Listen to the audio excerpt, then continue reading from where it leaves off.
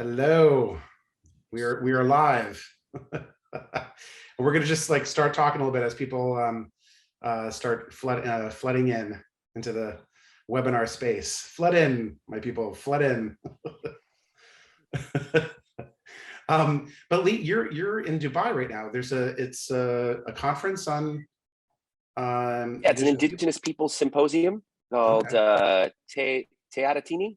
So it's hosted by our Māori relations here in Dubai. It's the first time at the World's Expo, that there's been something like this for a space for Indigenous people. So they invited folks from all around the world to participate and be a part of conversations and talk about their work and, find ways to share global Indigenous connections. So it is quite early where I'm at. It's 6 a.m. Popping up with this. So I'm still getting my game on for the morning. Do you have your caffeine drink somewhere? I don't, because we don't have any way to like heat the water. I can't find any way to heat water in here. So it's just me. Helpful? I'm just going cold. We got this. Your pure creative energy. Is it helpful that I'm sort of flashing my black tea at you? Yeah, no, that's great. Thank you. Most appreciated. You're welcome. It just permeates through the screen. It's fantastic. Right.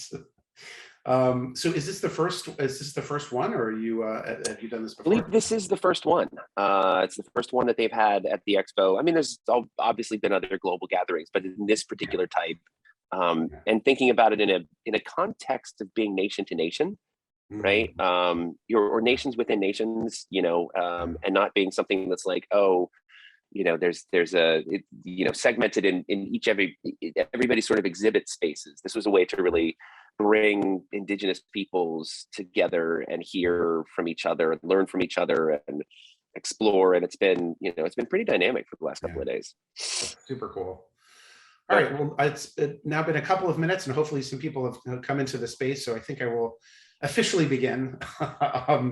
So welcome. My name is Justin Hall. I'm the interim chair for the MFA in Comics program at California College of the Arts. And this is part of our guest lecture series where we bring in different dynamic voices from the comics world to share their thoughts and be part and have a conversation with them. So we've got more of these sorts of conversations up on YouTube and on our websites as well. So please check it out. I am incredibly excited to be chatting now with Dr. Lee Francis IV, who is this lovely gentleman here. Lee, I mean, you're an educator, community builder, you're a comics writer, a comics publisher, a comics bookstore owner. Do you sleep? I don't think you sleep. I mean, but you're right now, because it's not Dubai right time. I mean, well, your insomnia works for all of us. So thank you for that. And I also just wanted to begin with a land acknowledgement. So I'm speaking to you from Philadelphia, which stands on the indigenous territory known as Lenapehoking, the traditional homelands of the Lenape, also called the Lenni Lenape or Delaware Indians. And I'm speaking on behalf of California College of the Arts. CCA campuses are located in Huichin and Yelamu, also known as Oakland and San Francisco, on the unceded territories of Chochenyo and Ramaytush Ohlone peoples. So now I'll hand it over to Lee. Thank you very much. Recognizing the indigeneity of the peoples here in Dubai, there's a number of people that have traveled through Bedouin communities and tracing their origins way back for thousands of years to their own home places here. Obviously, with any land acknowledgement, it's not simply the acknowledgement we look at, but it's also the time to reflect on the spaces that we occupy, those spaces that were cultivated and built long before colonization came in and stopped a lot of that movement. We also recognize and take the time to reflect on the perseverance of Indigenous peoples who still continue to this very day in those particular spaces.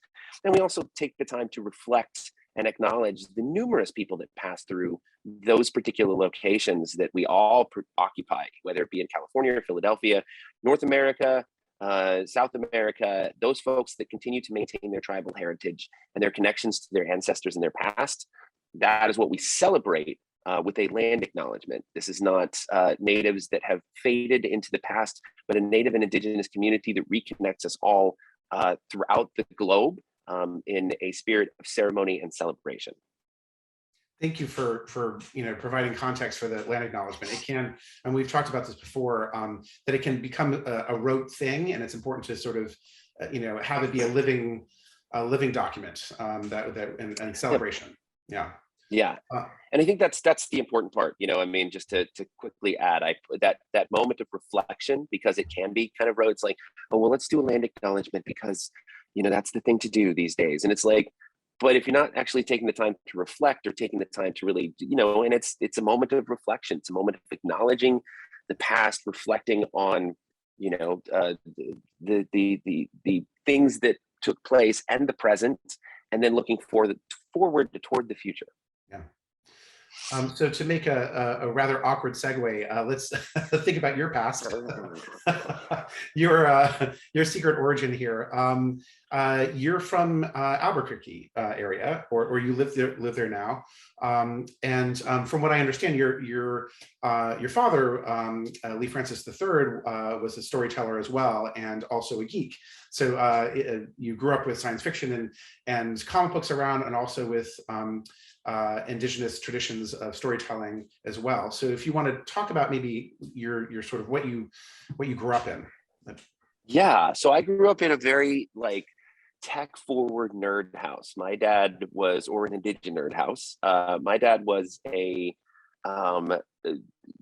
science fiction, what we call futurists probably now, but they're very much embedded in science fiction and fantasy. So I grew up with books surrounding me that were his classics. If you think the classics of science fiction, those were what I had on the shelves. And then he was just such an avid reader. And I think because of the stories, right? These stories in many ways connect us to our past. There's traditional stories that are, we have star stories, we have hero stories. And I think that really spoke to him a lot. And it got to the point so much that he would have to look at the date inside a book to see if he had read it or not, because he would go to a bookstore and they would probably do a revised edition with a different cover. And science fiction books also start to kind of blend and look slightly, after a certain point, they all start to look slightly the same. But he would have more than likely read them. So he would fall into this trap where if he didn't look at the date, he'd be like, oh, this looks new, and he'd buy it and get about 2 chapters in, 3 chapters, and he was like, oh, I've read this one already, because he'd remember the storyline, right? And so he'd just start looking at the dates. And that was always, when I have to buy Christmas presents and be like, oh, I'll buy Dad a, sci-fi or fantasy book. And, and I would just be like, did it come out last year? I think he hasn't read this one. Oh, I'm gonna cross my fingers on it. So I mean, I started I was a gamer early. So I started gaming on a TRS-80. From way for anybody out there that that was one of the first home computers that you could buy at Radio Shack. My dad used it for work. I used it for everything else but work. So I was playing great games like it was a game that was kind of an early Donkey Kong ripoff called Cliff Jumper. You had these little goats that would run down this thing. You had to jump over them and then climb up ladders and then jump over them and then climb up ladders. I think there was an early version of Joust that was on there, but it was totally I won't even say it was 8-bit. It was 4-bit. It was they were very clunky. But and then of course comic books. They were my dad, being an avid reader, very much did not look down on comics in a lot of the ways that you hear some stories about the stigma of comic books and and their use in a household. My dad was just happy that I was reading. So I would, I didn't get to start my own collection until later, but he was really excited whenever I was very excited because I would be able to pick out, a comic book or two from the spinner rack. One of my earliest jobs was when I was about, I want to say 12. I vacuumed a bookstore in exchange for comic books. So it was fantastic. And I think the woman that owned the comic shop would let me also read them all. So I'd get to come in and then read and then, be able to do that. So, I mean, I think there's, it's interesting because it does tie back to the cultural heritage, but it weaves its way throughout my life, right? I have cultural aspects that connect up to these you know, these framings and the stories that I grew up with connect up to, you know, these science fiction stories, but also they can, but they also live separately and independently, right? So they're two sort of, you know, these two realms that make up the tapestry of who I am, of who we are, I think, in general. That were, you know, that it wasn't like I was just like, all right, now it's time to, you know, I'll have some sweetgrass while I play Donkey Kong. Like, it didn't, you know, that wasn't the kind of thing, right? They intersected in different ways, and they intersected internally. Well, I mean, so your father was also a storyteller, so, and you also were connected to that indigenous tradition of storytelling. So, and you were a poet as well before you started making comics. So, how did that these other forms of storytelling, these other media, affect how you told comics? I think bringing that in, it's, yeah, absolutely. I think bringing that stuff in. I think the fundamentals within the storytelling was about character, creativity, and process. So, and organization. You know, traditional stories have a rhythm. They have a fluidity. They have an adaptability. They're cyclical, right? They don't have necessarily a beginning and an end. As my dad used to say, like, if you look at some of those old stories and language, and I've found some old books, and I've talked to old tellers, the stories just kind of, they just unfold and they weave, you know, in this long narrative. It's almost like it's a telenovela, it's a soap opera, it's WWE, right? Like, the story never stops. It's just what this week's episode is going to be about, say, this particular character or this particular understanding. So I think I was grounded in that. And from that grounding, recognizing now that there are, you know, that a lot of the stories that I grew up on are value stories. But ultimately, and this was the lesson that my father passed on from his storytelling and his work in poetry, right? Which is, how do you educate and entertain? You know, and how do you find a balance between the two? Because if you educate too much, then it's pedantic. If you entertain too much, you can do that, but you can lose the thread. There's no meaning. It's popcorn. Now, that's not to say we have to do, you know, always have to try and strike this balance. You can have, you know, you can go to the fair and have, you know, the funnel cake. I mean, that's great. That's totally entertaining. Do I remember funnel cake for forever in my life? No, I was like, I think I may remember the first time I had some. But I think that has really been influencing on my life, is that it's, and my writing is, how do I create something that's going to capture your attention and also provide meaning and a deeper meaning of the issues that I hope to tackle, especially when I'm writing comics by, for, and about Native and Indigenous peoples. All right. I mean, you know, thinking about the comics that you were consuming at the time, so and that we all were, and they were, you know, very much dominated by, you know, white superheroes in the United States, for sure. Right. I remember talking to one friend, Rupert Kennard, who is a Black creator, who talked about, like, this sort of moment of realization when he was drawing all these superheroes for his friends, and then realizing that he had been bamboozled, which was the word he used, which is great. To thinking that all superheroes were white, and then because he was also being influenced by Muhammad Ali and all these figures who were, you know, trying to create visibility for Black folks, and then started creating his own Black superheroes. And I'm wondering if there was a moment for you of sort of realizing that some of the material you were looking at lacked this sort of representation, and you had to make it yourself. Right. Yeah, I think there wasn't.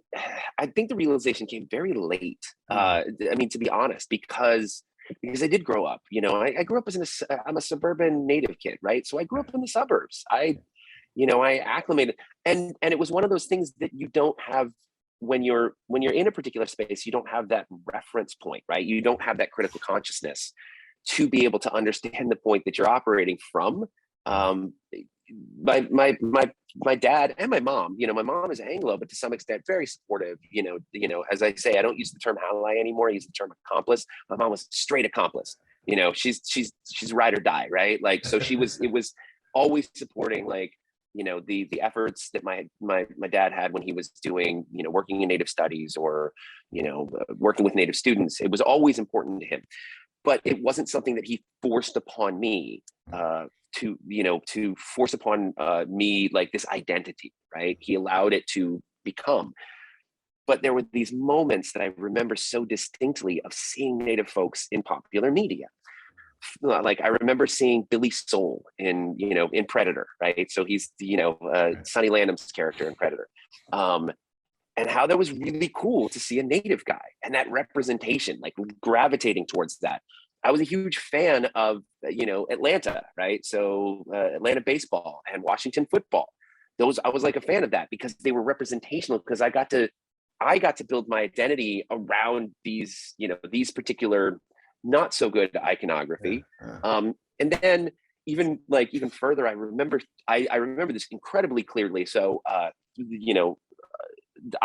was very much coming of age, or like right in that sweet spot of age when Image first arrived and emerged on the scene, right, and shaking the whole game up. And Image was so dynamic, right? Like it was, the colors were just popping, and the art and the stories were all the rest. And Gen 13, oh man, that was my bag, right? I was like, I was in, I think, high school when it popped, and it was just like, and I think it was Scott Lobdell, it was the whole whole cheesecake era, right? And so for like teenage boy, I was like, oh man, these just smoking, right? And everybody, the heroes are all, but they're all kind of like talking like kid vernacular because they're all like growing up and they can't find their whole thing. And they had a character, Sarah Rainmaker, who was Apache, right? And I was just like, oh, that's super awesome. She's Apache, and she's like, that's kind of where my community is from. And I had started really building on my Native identity at that time. So when she comes in, I was just so excited, in multiple ways, because I'm a teenage boy. And she was like, oh, she was a lesbian, right? Oh, and look how she's drawn. She's so sexy, and she's Native. Like, oh man, it like checked all of my teenage boy boxes, right? Especially as Native. And, it's so that was, those moments are really clear in my mind. And so when I do now looking back at the reflections, I look back and I was just like, still love Predator. Actually, it's probably the least problematic character outside of kind of, Sonny not making it through the end of the movie, or Billy not making it through the end of the movie, but we can do some critical analysis of that. I still think he's super awesome. Yeah. Sarah Rainmaker, I was like, I look back and I was like, ooh, that one, I'm just like, I have to put the caveat. I was like, I'm sorry, I was a teenage young man. I don't know what else to say, right? So, so there's those moments, but it was this critical consciousness when I began studying. And I began studying, I started with theater, and I started to see how Natives were represented in theater. And that you could then begin to see how Natives were represented in popular media. And I'll still say I'm a learner, because I'm still developing that consciousness, and I'm still finding more of these connections. So I think, that those are those moments of finally, it's like you have these moments where you're gravitating, because that's the effects of erasure. When you're not seen because you have been so marginalized, anything that comes about, you're super excited about. So we can see ourselves in superheroes, which is why to this day I still love Iron Man and Spider-Man and all the mans and the women's, right? I was like, I can still love all of those because I think I like hero stories. Right.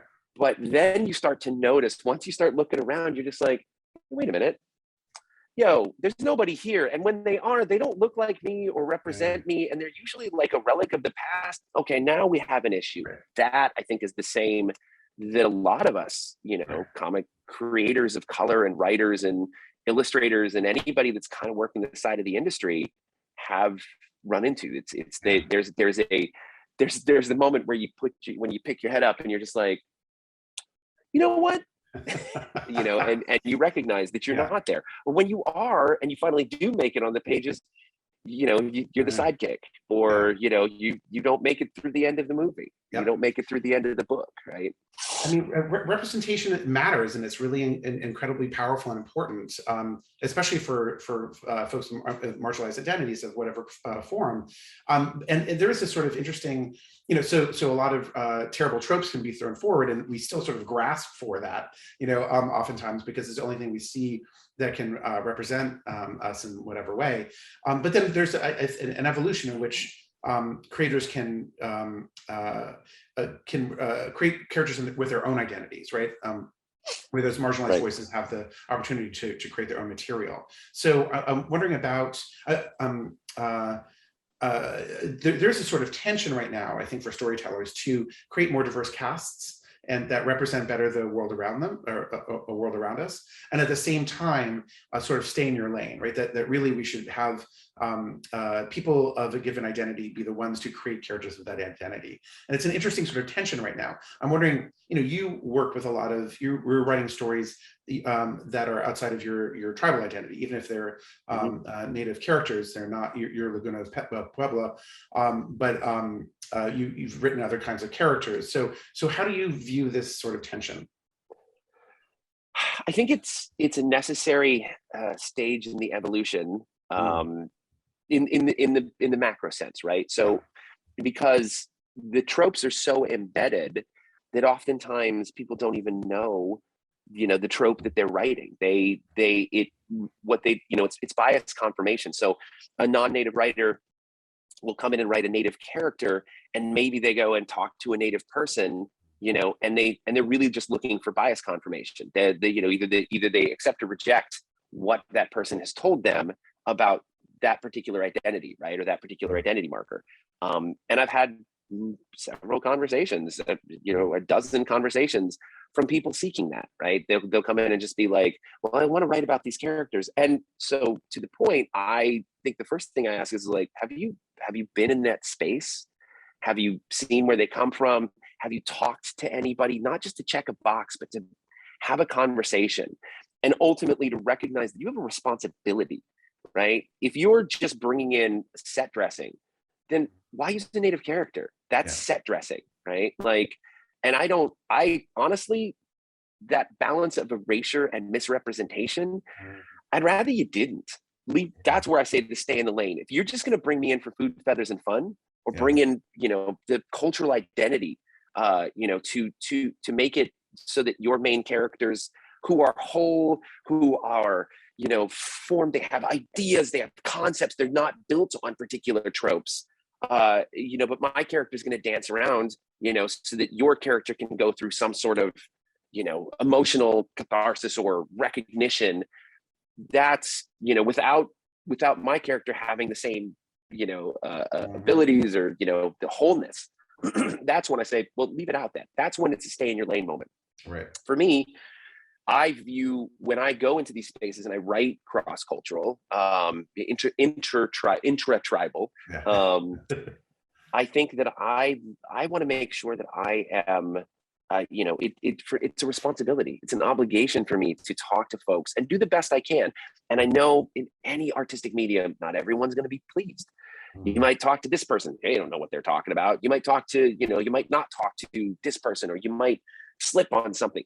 The whole point, I think, is also that like we can correct, we can learn, we can change, and realizing that when I say this and when I put in a forward or when I write and somebody can check an interview is like this, my whole approach is that it's a responsibility that I get the story as right as I possibly can. Right. So for example, when I wrote Ghost River, we went out there into, Lancaster, Pennsylvania. Wishoyo Vitre and I walked the territory. We walked through the places where the people stood. We met with the Native community in the area. We talked to Lenape elders. We had a whole team of Native scholars that were a part of this, whole process. And you can see, there's the beautifulness of Ghost River. I think that is process-wise, that's something we really that I've always hoped that people would do in the same way, right? So when folks are asking about how to do it, I say, for me, I'm just like, go visit, go walk the land, go talk to folks.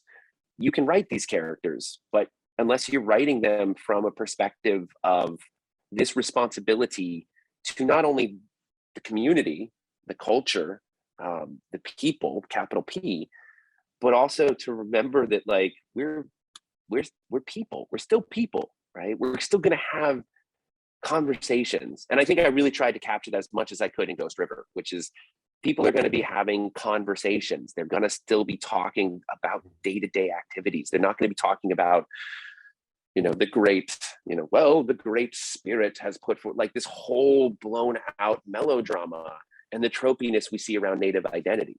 Right. Yeah. Folks just, sometimes it's just time to get a sandwich. Anyway. I mean, no sandwiches in that time period, I think, but yes. I mean, you know, equivalent. Actually, this one brings up one thing that you've talked before about how pop culture can in comics in particular can lead us toward the future. We can imagine the future. We can imagine the present, and that there's a sort of maybe fetishization of the history of Native peoples, right? That with the subtext being that Native folks don't exist anymore, and so there's this sort of really that oftentimes they're only portrayed in the past, right? But at the same time, it's important for Native creators to go back to the stories and talk about the history from a Native point of view, an Indigenous lens. So I wonder if you could talk about the Ghost River Project and how you approach that. So we were contacted by Dr. Will Fenton out of the library company to make this book based on his research around the massacre of the Conestoga in 1763, December 1763. Will wanted to make sure that the project was done right, and we're the only stateside publisher by, for, and about Native people. And he wanted to make sure there was a Native illustrator. And he wrangled this whole thing just to, he's like, what a great way to to bring creative media to an academic space. And I've always talked about in creating comics, it's not just, say including Native voices in an academic sense. I think that's an academic thing that always has to be included. But there's been 400 years of pretty destructive imagery of Native people, tropey, misrepresentative, damaging, that the only way that it can be not undone, but to build over on top of it, to layer it over, is to create new images. So Will brought the whole team out, like I said, to Lancaster. We were out in the space, we interviewed, we talked with Native folks around telling the story of the Conestoga Massacre from the Native perspective, because one of the things that historically that we have to recognize is Natives did not control their own media for 300 years. So there wasn't a way to get a counterpoint and a counter view. It was always dependent upon the kindness of strangers, right? It was dependent upon who at the time was going to be supportive of Native people. And because of that, it created this overarching trope of the tragedy and sorrow of Native and Indigenous people who are, this relic of the past, or as we call it, the dead and dying Indian trope, right? So they're already dead, they're already dying. We should all be sad as white folk up in here, right? And this guilt, this burden of guilt, and how we will carry on the lessons that we have been taught by our Native brethren, right? By the noble savages. Yeah. By the noble savages, right? And so I think that when that is so, that's what I talk about with pop culture, is that permeates so deep. People really don't know where to begin to unpack that, right? This idea of, where this comes from is so ingrained in Americana, in American. I mean, we're coming up on Turkey Day, right? Yeah. So-called Thanksgiving, but a lot of people don't know the full story because the imagery has totally taken over. The idea of the pilgrims persevering through and the Natives really helping them achieve their goals of manifest destiny. Well, that just from a historical sense, that just removes so much context and brilliance of the history of people, and also just totally wipes out the agency of Native folks in dealing with situations beyond their control. And what I liken it to, at least in terms of getting people to understand the consciousness of this, is imagine this is everybody, or used to be everybody's favorite show, The Walking Dead, right? So Native people, that's the world that we existed in.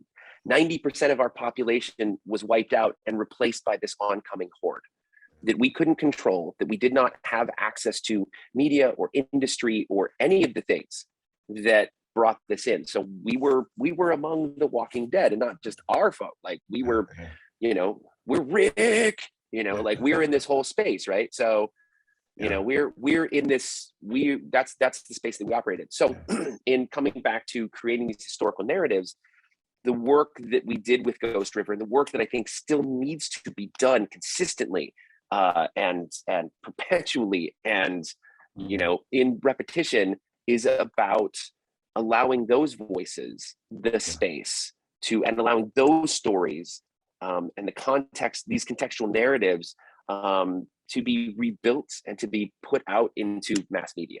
Yeah, absolutely. Well, so speaking of putting these stories out into mass media, you also are a publisher, and so not only are you writing comics and these tackling these narratives personally, but you're also trying to provide space both as a publisher, as a convention organizer, and as a comic book store owner for other voices to be able to be heard as well. So I'm wondering if you could talk to that community aspect. Like, how did you become a publisher? How did then you start the comic book store, et cetera? Yeah, I became a publisher in a similar way to that consciousness, right? That was actually the kind of the end goal, because I had done all this academic work. I joke that I got a PhD so I could open up a comic shop, right? Because that's as a comic book educator, we approve of that. Yeah, I mean, I have a PhD in education. My life was revolving around schools and school systems, but the literary world was always something that I maintained connections to. So Native writers and poets, these were all the folks my dad was connected to. I grew up in that world. And and not just the sci-fi world, but great Native literature. These, I mean, if you think the Native lit canon, these were friends of the family, right? So 2013, 2014, started having, actually goes back even further, about 2011, 2012, I think that's about right. Had conversations with a credible Native creative Aragon Starr, writer, illustrator of Super Indian, about started laughing about comics. We were at a conference together and she just put out Super Indian Volume 1. And I was like, what? I love comics. And what? And I got the book and we just started chatting, just like nerd love. And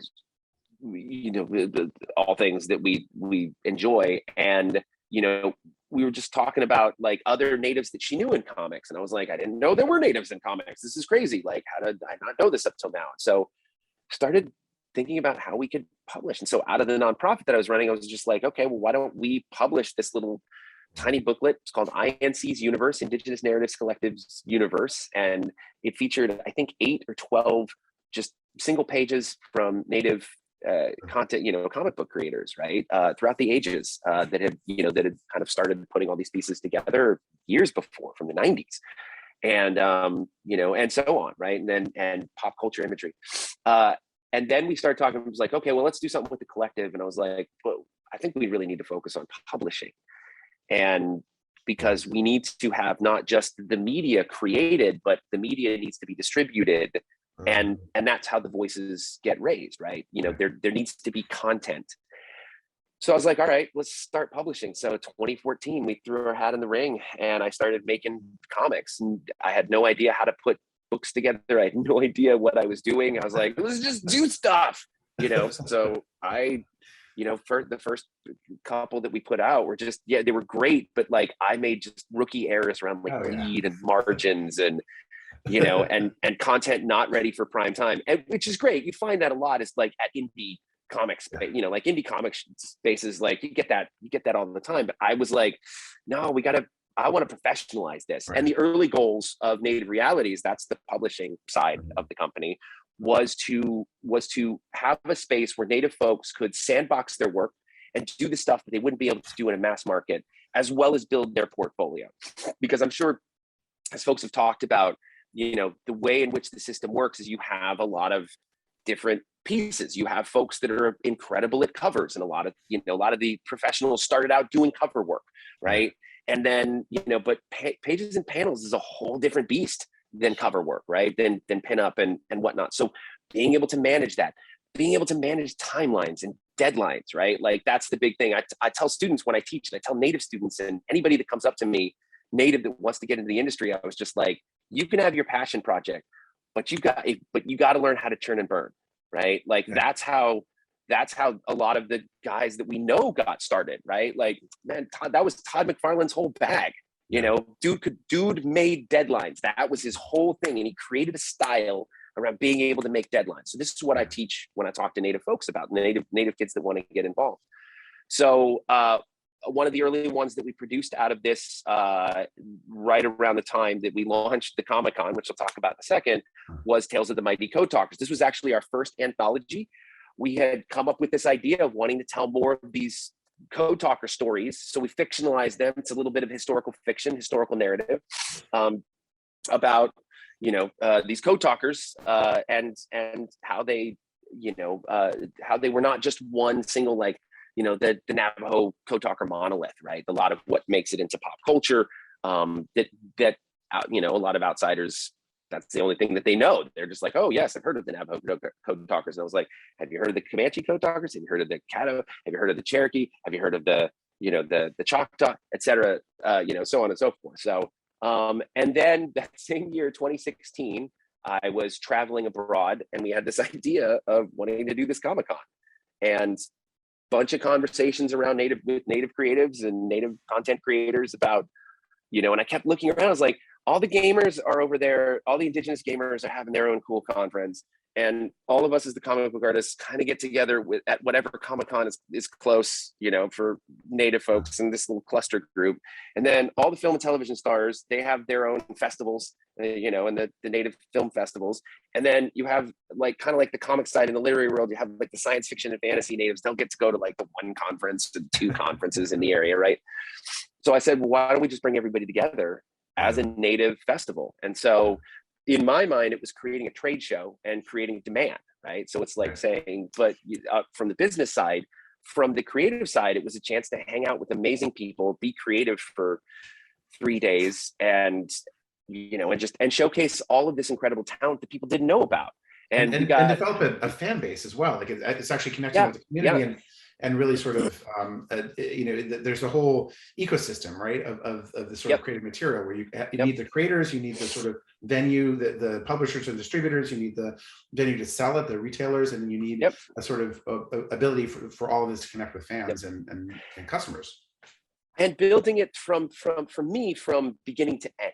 Right. Yeah. So that was the last point, was opening the shop and distribution space. Right. So Red Planet Books and Comics came about because we needed office space. Honestly, I was just like, we're out of room. I had so many boxes that were piling up. And then we had all the stuff from the Comic-Cons now. So it was just like, this has to get out of my house. My wife was like, the stuff is in the hallway now. You got to move. And I was like me personally. And she's like, no, your stuff has to move. That is the continuing drama of all comic book people. My husband is also like frustrated. He's like, does every room in the house need to have piles of comics in it? I'm like, yes, all actually. The comics in it? It's like, it kind of does. I'm just letting you know. But we, we did need an office space because I was like, we're starting to hire staff and starting to get more folks in, and I didn't want, I was like, I'm not gonna Silicon Valley this thing where everybody's hanging out in my living room all day long. So we got this space, and originally it was just the front. It was supposed to be like a tap room where we just had a couple of shelves up. The office was in the back, and people could stop by when we were in space and buy comics. And lo and behold, we ended up creating a comic shop. And I don't know how when we made the transition, but we made a legitimate, crazy comic shop. We had 4 shelves when we started, piled them high with like used books that I had, the small amount of comics. I mean, we just posted the walls with anything we could get on there, and we opened up in June of 2017. And so for me, the whole idea was then completing that cycle. And we finally kind of completed that cycle, really moving towards distribution, because going back to that conversation around natives in the industry and Native folks in the industry and marginalized voices in the industry, is that if you're not controlling it end to end, there's going to be bottlenecks. It's one of the things that we can look at, it's the untimely demise of Milestone, right? The creativity was there, the content was there, but the industry put up the barriers to make it so difficult.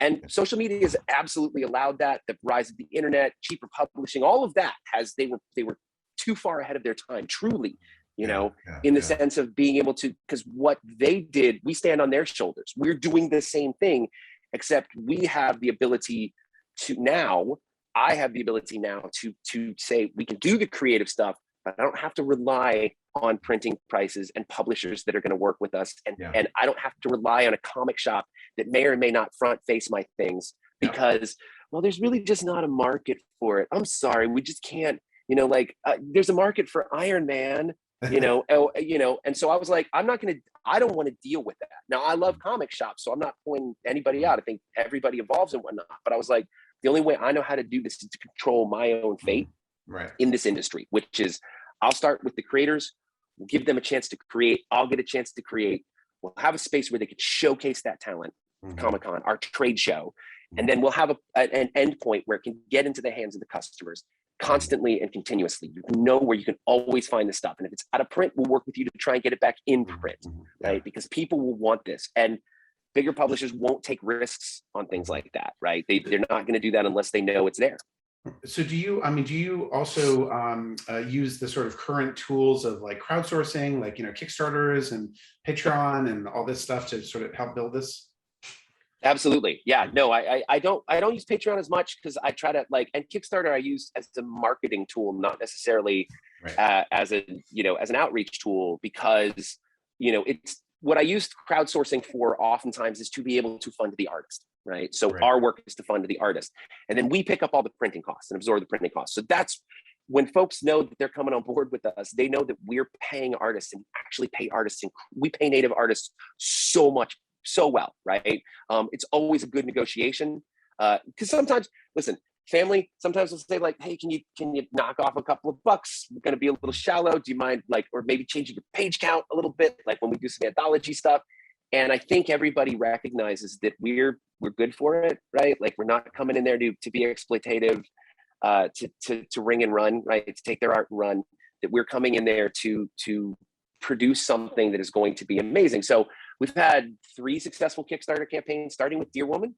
So the Dear Woman anthology, which is a good segue because I saw the art up there, right? So I was like, so the Dear Woman anthology, we ran that one as a first time Kickstarter. We ran that one at, I think, 18,000, coming off of we were trying to make 8, I think. And so we took this original idea of Dear Woman, the vignette that Elizabeth LaPonce had put together, and talked to a bunch of Native women and just said, hey, do you want to contribute to this? We've got a little bit of resources for you. Or that was so early on too, and we definitely did not have the resources we pay now. It was but we want to tell these stories, and everybody was so gracious and totally worked with us. So we had that, and then we did a little set of matching cards called Indigimatch, which features Native heroes. So we kickstarted that successfully. It was a really small Kickstarter. I just wanted, again, just to be able to pay the artist. I was like, pay the artist and pay some of the printing cost, right? Like when people ask, well, how do you make it? And I was like, I don't use this to make money. I run 3 things. I make money elsewhere. I want to pay artists. I want to pay Native artists for their time and their talent. And then we just had a crazy successful Kickstarter with A Howl, which is our Indigenous anthology of wolves, werewolves, and Rougarou, which is Métis term for kind of the same thing, like werewolf, etc. And we raised, I think, I can't wait. It's coming. Actually, I just sent out. I mean, we're probably, as with all Kickstarters, everyone, if you did back it, we're probably about 2 weeks behind. We don't know what the supply chain apocalypse is going to look like. However, because I just, I got the first draft all finished up, so it's out for review with the team, with the internal team, and then we let the artists check their work as well. So we don't just pull these things in. We like to make sure that does it look right? Did we include everything? There's little things here and there, etc. But we raised $60K on that one, which was wildly successful. That puts us in really good standing in terms of comic anthologies, right? Yeah. So there was a grip of cash. And then, so I use crowdfunding, and we use that type of thing really strategically for paying artists to be able to get their work out into the world. And then Patreons and other things like that, I tend to try and just run that internally because I don't like to pay the fees. I was like, it's Silicon Valley is making money off of my hard labor.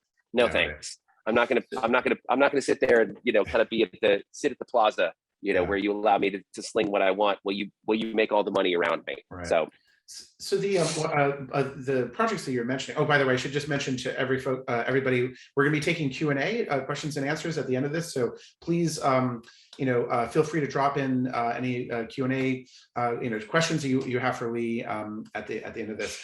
You're talking about these anthologies, and one of the things I really love about there was in the comics industry for a long time, there were a lot of anthologies at one point, underground comics anthologies, like the great women's comics and gay comics, and then also even the mainstream comics used to do a lot of anthologies, and Marvel and DC used to as well. And it was a way to foster new talent, and we get less of them now, which is, I think, sort of a shame. So you seem to be leaning into anthologies in general. Why anthologies? I think you speak exactly to it. It's a chance to cultivate, new talent, right? Like, and folks to come in and to be associated with like professional, like older talent, right? So emerging folks, that are here, and folks that may be pros in the industry, because we have several, right? We have several folks that like work professionally on non-native stuff for years, put out award-winning comics way back in the day, right? When they really had to they had to scrum and slog their way into the industry. So I always think that that idea of being able to connect these folks up together and, showcase that work is a really incredible moment of community, validation. I mean, if you imagine you're a younger artist and you get to be in this space with this professional artist whose stuff is now gracing the cover of Marvel or, something else, like that's so dynamite, right? And vice versa, it gives the chance for the professionals to sandbox and tell stories that they might not be able to get out, right? So anthologies, I think, interestingly enough, what we've also gotten away from is the old back pages, right? Because I was rethinking about this, because I was having to go back historically and thinking, how did they churn so much work out, right? I mean, obviously the big two worked everybody to the bone, but they also only worked them for 12 to 16 pages, because they would have the extra story. They had the little extra story, and there was always a place where somebody in the bullpen would get the chance to run out and cut their chops, right? They didn't have to just come in and make a splash. Right. And I think that has definitely shifted in the industry. The smaller publishers are now picking up a lot of that. And the big 2, 3, 4, right, are essentially, bringing in either full content, or everything is isolated, and you already have to have an audience. You're not going to get to be a bullpen player and bring a character to life anymore. The case in point, and I will point this out with mad respect because I sell it, I'm super excited.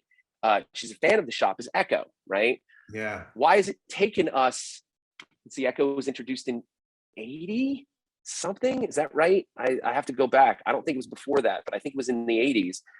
Going back to, so why is it taking us 30 years, 40 years to have an independent native character in this space, right? Written by a native person. They're fantastic native writers. It's not like they weren't there, and cultivating, that native talent. Well, now you have somebody like Rebecca Roanhorse, who has an amazing following, great writer. So has the chops. Like I said, this is not disrespectful. This is an industry thing, right? But having somebody like Rebecca already had a following. So the industry already knows they're going to be able to sell the books like that, right? Yeah. So it's become and we've seen it across the industry. It's become about sales, and the creativity is the part where publishers like me, smaller publishers, get the chance to fill those gaps, right? And allow a Rebecca to be telling an Echo story, because that's proprietary, characters. But somebody like me gets to come in and say, what story do you want to tell? And let's put it in an anthology, and you get to be the centerpiece, And there's a difference, I think. The job of the mainstream is to entertain, right, for the most part. So and it can do other things as well. And certainly representation is incredibly important in the mainstream because it reaches so many more people. But I always think that I think about this in terms of queer comics, which is the world that I swim in. And there's always going to be a need, even though we have a bisexual Superman or whatever. There's always going to be a need for queer comics that are created by and for queer people to kind of get into the nuts and bolts of identity stuff and our lived experiences and celebrate and analyze our lives in a way that's not really for the mainstream, like, right. So, you can dive deeper. And so I imagine these, that's it. The Native creators in your anthologies and in your full-length books as well can tell stories that are just sort of beyond the scope of the mainstream. Right. And ultimately, I mean, the thing about it, when you have it, it's great to see that kind of, what we'll say is, it's such a terrible term, but top level representation, right? Yeah. It's like you have a bisexual Superman now, still has to be Superman. And he's got, right. He's not going to have a day-to-day lived experience like you or I would have in that type of situation, right? Superman's still battling aliens. Superman's still going to have to do his thing and then kind of try and balance that with his own identity, whatever that means, sexuality, gender, any of these types of things. That's not going to be the focus of the story. Right. That's a nice addition to make the character whole and see representative issues for that character. But they're still punching bad guys. That's the end of the day. They're trying to stop the world from getting burned down. Yeah. Folks like us get to write and create and publish stuff that's like, hey, more of the what if, like, what if I gain superpowers, not being Superman, but just being like, oh, I can do this, but I still, like, this is how I grew up. It's late, a latent manifestation. And then also being able to tell those great stories. So Six Killer, which I'll highlight, right now. I was going to ask you. I'm sorry. I'd like to. Bring that up. Six Killer. I just wanted to be able to tell a story of, for me, it was really important. I came when I put Six Killer out. It had been right after the Violence Against Women Act was passed, and it left Native women unprotected. I tend to try and write a lot of Native women characters because they are, like, of representation, they're even less represented, right? So it's just like, when you have Native representation, you have, for every Echo, there's like 8 other male characters, So I was like, I'm wanting to write Native women into the stories. And so Six Killer was my response, because I was just like, well, how am I going to write? Like, what am I going to write? What do I want to write? How am I going to write this story about violence against women that didn't include Native women, and the violence, missing, murdered Indigenous women?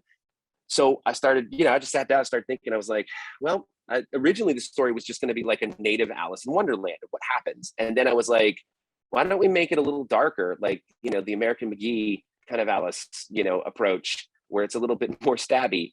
And then I was like, and why don't we make it about the story of a Native woman seeking revenge for the murder of her sister?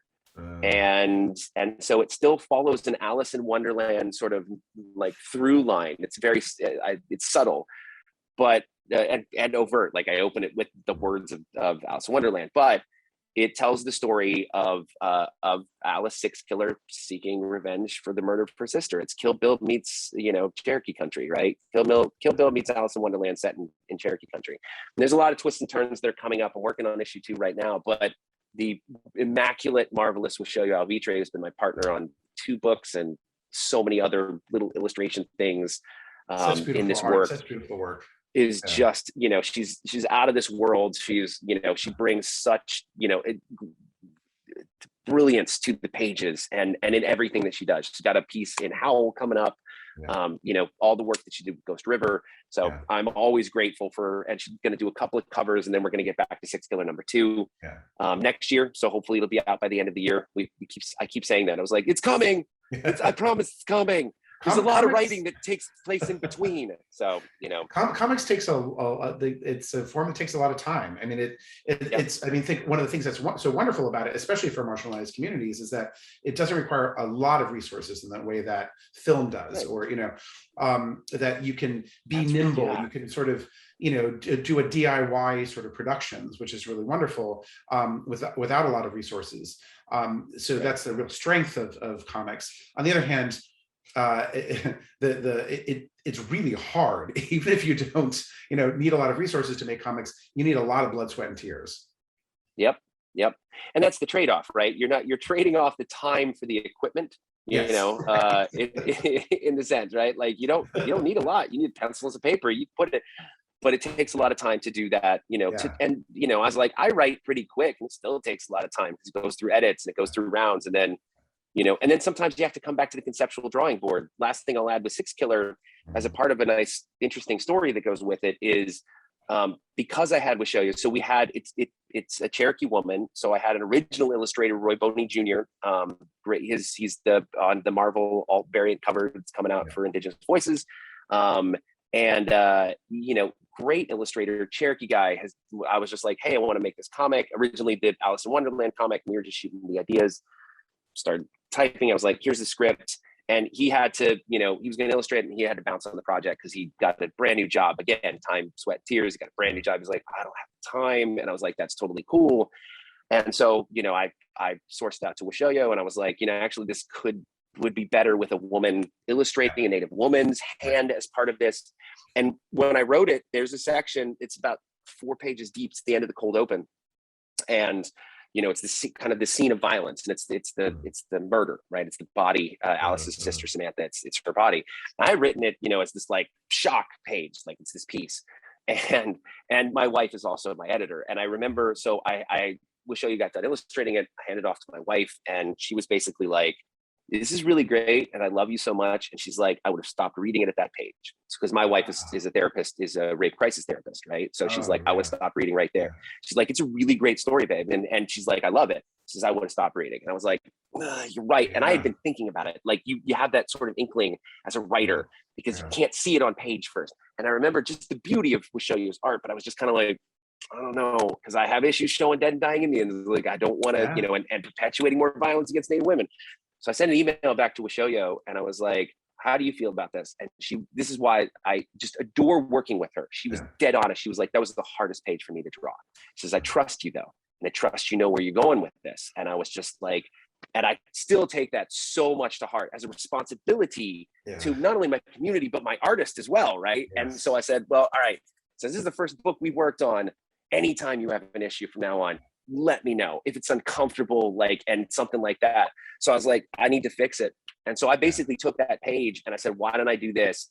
And I turned it into the shattered mirror instead. So you can't see, I took out, it's this idea, the concept of violence. There's blood, but your brain has to kind of piece it together, but it can't, because there's there's a little bit of something over here, a little bit of something over here. And so that's why you get a 2-page, if you pick up the comic, you get a 2-page sort of mirror shatter spread, which creatively enough fits in with the whole Alice in Wonderland theme and through the looking glass. So creatively it worked out really well. But I think all of the things that we've summarized, right? The responsibility that I have in telling the story for my community, the responsibility that I have to an artist and putting an artist in an uncomfortable position, those things I think are key and critical in terms of what I'm doing as a publisher and a writer. And being open to critique and sort of and having other eyes on the project that with perspectives that you don't have, and sort of listening is a huge part of that. If I'm going to write women, I need to. I had my wife vet it, I had another Native woman vet it, and I had Wishoyo. All 3 of them as Native women that I trust and trust will give me direct feedback. I had all 3 of them take a look at it. And make sure that I'm writing this correctly. I was like, please pay attention to how I'm writing a young woman, like a young Native woman, help me out. So you are you're too fascinating. I can keep on babbling with you for a long time. I want to open this up to some questions from the audience as well. I've got one here from Janelle McMillan. What would you recommend for bringing comics for students in the elementary schools? Ooh, that's a great thing. There's 2 ways I think to go about it. Just comics in general is find the things that are going to delight them. But also in some ways kind of challenge them. See, the early comics were great because, at least my dad didn't care, right? He was just like, pick it up, and but if he had probably paid attention, I was like, we were dealing with Demon in a Bottle, and we were dealing with, Wally West, the junkie kind of thing, right? I was just like, and they were trying to moralize in many ways through these comics, but they were telling really interesting narratives. They had to build a story around it. It was just like, oh, look what happens. Don't do drugs, kids. But you're not going to just do that for 12 to 16 pages. Don't do drugs. It's bad for you. You have to get us there, right? It's the whole emotionally after-school special. Emotionally invest. So I think pulling into elementary school, depending on the age, start with stuff that's just going to be stories and art that the kids are just going to gravitate towards. Right now, it's the manga scene. Kids love it. That's their thing. It's not It's not entirely my bag. I'm not like right in it because I've got enough knowledge to be dangerous and show that, you know, that I'm kind of not not very versed in it. But I've read several. Native side, one of the best to start with that I can think is a book called Trickster. It tells old trickster stories in multiple comic medium, really easy to access for young people. Great to get them telling, you know, some trickster stories. There's a few things in there that I would say representationally, you know, there's about 2 or 3 stories in there that I would say like it's a little too much, you know, in old school Indian feathers. But a lot of the work is fantastic. Yeah. So specifically for Indigenous students, I can see that. Trickster is a great way to start. What else am I thinking about? You could go with, you know, let's see. I'm trying to think. Code Talkers, honestly, is a really great one for elementary students. It, you know, it's not ultra violent. There's great context to it. We have, you know, some back matter that's really great for teaching. I tend to try and put a lesson plan right in like a middle school age range so that it can go down or go up. So it's a great, you know, a great historical piece. Contextually, if the kids, you know, really want to get into it, we've got some high skilled 5th graders up in that space. I would say Ghost River. I mean, it's sad and it's some difficult content, but I think Ghost River is really, it's historical and it's the stuff they're already learning about anyway. They're starting to learn about Indian genocide and ethnocide, right? So at that point, like, I think that you get a perspective and you get their narrative voice. So I would say the stuff that we produce, you know, externally, I think, you know, again, I'm not going to say that it's, you know, there's more coming along, but a lot of the comic book artists are working for their adults. They're working for who they are, right? So you don't, you know, you don't have a lot sort of in that upper echelon. I'd say the Indigenous Voices one that just came out is good and solid.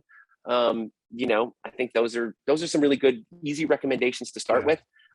As I'll say, I'll plug it. I'll make my plug right now. You find a lot of stuff and you can check through it at redplanetbooksandcomics.com. We have a whole section of Native comics. So and kids books, so you can check them out too. Got superhero stuff too, right? Which would be appropriate for that, like the Hero Twins and. Yeah, we've got the Hero Twins would be great. I think we've used that for elementary students before. The Heroes would be another good one. You know, I think that would be another. You know, there's a lot of options that we've got in the space. I think we're running low on Hero Twins, so. It's going to make its way into a new anthology. So we're actually putting together, we do like the best of anthologies and we collect all the things that we've done over the past several years. So our next anthology is coming out, I think, like right first quarter, like January, February. I've got a couple questions here about about your process as a writer. So I'm just interested in, I mean, you've gone to this a little bit about how you have people kind of take a look at your writing and go back to with the illustrator. But one of the things I find fascinating about comics is that we have these sort of, in film, for example, there's a specific format to do scripts, right? And in comics, it can come from anywhere, right? It can be any kind of multiple formats, and that's dynamic and exciting. So I'm wondering if you do different sorts of style scripts with different illustrators. There's things like the Marvel method where where the illustrators are sort of doing all the story beats and you, as a writer, drop in the dialogue, or do you come to them usually with fully written scripts where you break down the pages and panels and Yeah, I try to be as consistent as possible. So I actually, coming from a scripting background, I definitely try to make it as scripty as possible, because especially if I'm working with a new illustrator or somebody that, you know, that I have not worked with before. Also because I do lettering as well. And because I put the whole package together, trying to be able to so it is one of my pet peeves right now about consistency in formatting. I think it's great. And if you're working your own style, that's awesome. You know, and if you and an illustrator want to work together, but when it kind of comes over to my desk, I'm like, guys, I don't know what you're writing. I'm like, you know, and I was just like, if you're pitching a book to me, I was like, you gotta have there's some consistency, because I've got to be able to kind of read it, right? So that's about. It's just been, and it's a pet peeve lately. However, my asterisk to that is that I do shorthand. So working with Wishoyo, I know she's going to be able to handle the page that I want, right? And the way that she's going to write it or illustrate it. And so I am, you know, I'm very aware that if I'm writing for someone else, I have to give them more detail. Right. When I write for her, I don't. I'm just like, page 1, panel 1, people do things. Here's the dialogue. And I'm just like, she'll know and she'll just draw it and put it on the page. And I was like, yep, that's exactly what I had in my head. We're fine. We work well together.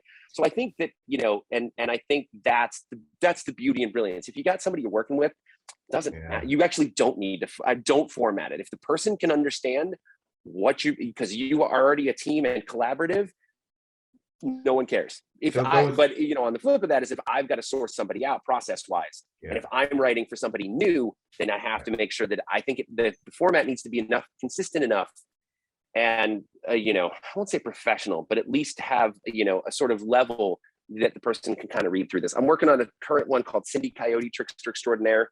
I just got my pencils back. We're about halfway through the book. I'm super excited. But I had to go back and kind of like add details because, and I was like, when I got the thumbnails back, the original sketches, I was just like, ooh, that's my bad. Because they totally went a different direction with it. And I was like, oh, that's not how I envisioned that scene at all. I need to rewrite that. So it was just a collaborative process, which is what I love about the process as a writer, because I don't do both. I write and illustrators take it away. And I think a lot of people don't really understand how a good comic, I think, is made with out of synergy and collaboration, and that's between the visual storytelling and the verbal storytelling, and that's in the sort of back and forth can be really generative and really exciting, but it's also complicated, right? It's we are gone over time here already. That's a good thing. That's exactly. I just want to thank you so much for everything you do, for being here with us, having this great conversation with us, and for everything you do. It's really incredibly inspiring. I do hope that you occasionally sleep in between all of your other projects. And we'll get there soon enough. Yeah, right. And you just be in touch and continue doing all the awesome, inspiring work you're doing. It's a real pleasure. So same to you, Justin, and everybody out there that's joined us today. Thank you so much for your time and listening to me. Just weave some stories for you to yarn a little bit, as my Indigenous Australian relations say. So, thank you so much for letting me be here, and have a wonderful weekend, everybody. This is gonna be great. It's there. And please go out and go and check out Lee's work. The website is, so it's what's the Red Planet website? Books and Comics. Red Planet Books and Comics. It's just books with little n. Comics.com. You can find everything there. We've got lots of great stuff coming up that's coming out. Check out Marvel's Indigenous Voices. Great way to, check out all the cool characters that Marvel's been doing in a great new way at this point. And support Native artists, support Native writers. In this medium, we need more of them. We're excited. So thanks for allowing me to be here. Awesome. Okay. You take care. All right. Thank you. Bye, everybody. Bye-bye.